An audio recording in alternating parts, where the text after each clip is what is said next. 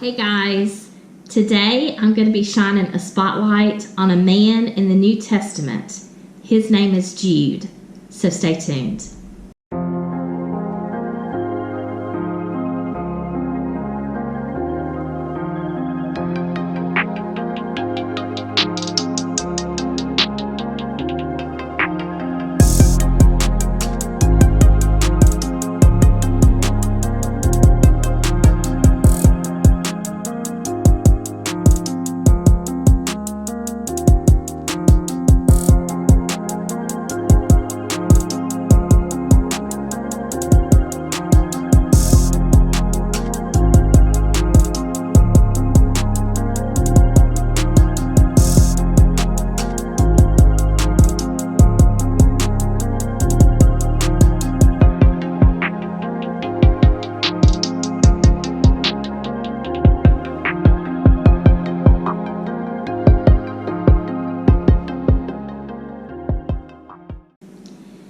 Hey fellow soldiers, let's sharpen our swords together as we dive deep in the scriptures. Today, we're going to be looking at the book of Jude. Jude chapter 1. But before we get into the contents of this book, I want to share with you that I will be starting a new online Bible study. It is called In the Shadows But Happy. In this online Bible study, I will be sharing with you men and women of the Old and New Testaments who were in the shadows and they were very happy. And today's spotlight, I'm going to be shining on Jude. Now, who is Jude? Jude is the author of this book of Jude, and he is actually a half-brother of Jesus. You know, Jesus had 12 disciples, and two of his disciples were named Jude and Judas Iscariot. This Jude that we're talking about today is neither one of those. He wasn't Jude or he wasn't Judas Iscariot, but he did author this book that bears his name. Now, Jude was actually converted after Jesus' death and resurrection, after his crucifixion and resurrection.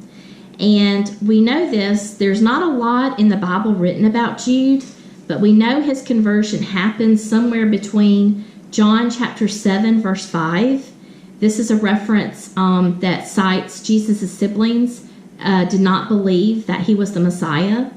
And Acts chapter 1, verse 14, this references that Jesus' siblings are believers. They do believe that he is the Christ, that he is the Messiah. And so it's somewhere between John chapter 7, verse 5 and Acts chapter 1, verse 14. And so after he is converted, he actually writes this book of Jude. And at the beginning of this book, he refers to himself as the brother of James and as a servant of Jesus Christ. Now, he is the brother of James. James and Jude are two half-brothers of Jesus. There is another one that's referenced in the Bible, but the other half-brothers and sisters of Jesus were not given their names. But we are given the names of James and Jude.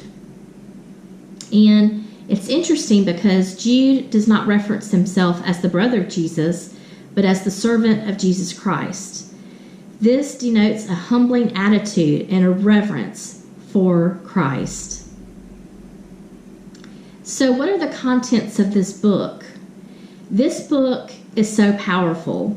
It really explains the power of God, and he cites many examples from the Old Testament in which God executed his judgment. He cites an example in verse 17 of the preaching of Jesus' disciples and how people need to beware of false teachings. You know, you have to remember that Christianity was new on the scene, and there were a lot of false teachings being spread, anything to take away from Christianity, anything that would take away from Jesus Christ and his mission. And Jude could have looked at his purpose, one that was full of discontentment, one that was full of envy. He could have very well have joined these false teachers in propagating their false teaching to really, destroy Christianity. But he didn't. He wasn't full of envy for not being chosen as one of the original 12 disciples of Jesus. His purpose was different. And he wrote this powerful book. And this book is so powerful because it can really be used to really show, how one who does not have faith in Christ can really read this book in light of its author. Its author, Jude, he grew up with Jesus. He was a half-brother. Jesus was his older brother. He grew up with him as a boy. And this really shows his faith and his love for Christ.